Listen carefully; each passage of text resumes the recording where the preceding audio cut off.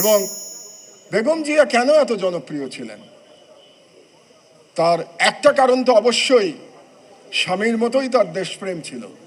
আরেকটি কারণ হচ্ছে তার সংগ্রামী জীবন। এই উপমহাদেশের 100 বছরের ইতিহাসে বেগম জিয়ার চেয়ে সংগ্রাম করেছেন গণতন্ত্রের জন্যে এরকম দ্বিতীয় কোনো ব্যক্তি খুঁজে পাওয়া যাবে না। আপনারা পড়ে দেখেন, বেগম জিয়ার সমতুল্য সংগ্রামের কাহিনী আর কারো জীবনে খুঁজে পাবেন না, পুরুষ কিংবা নারী। সেই সংগ্রামের ইতিহাস আপনারা জানেন, কিন্তু তিনি কোনোদিন মাথা নত করেন নাই।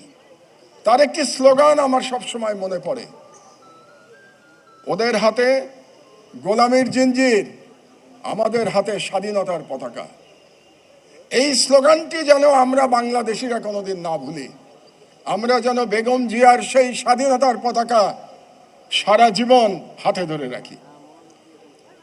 তারা চলে গেছেন, বেগম খালেদা জিয়ার প্রতি শ্রদ্ধা জানাই, তার আত্মার মাগফিরাত কামনা করি। আরেকটি কথা বলে আমার বক্তব্য শেষ করব, অনেকেই বক্তব্য দেবেন এখানে। সেটা হলো, তার পুত্র তারেক রহমান এখানে উপস্থিত আছেন। এটা খুব গর্বের বিষয়।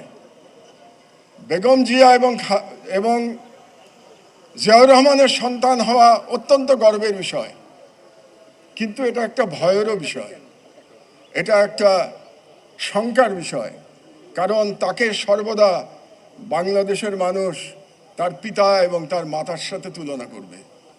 এই তুলনা বড় কঠিন, যে কোনো ব্যক্তির জন্যই কঠিন। বাংলাদেশে যেটা বললাম, গত 55 বছরে মাত্র 2জন নেতা নেত্রী জন্মেছেন।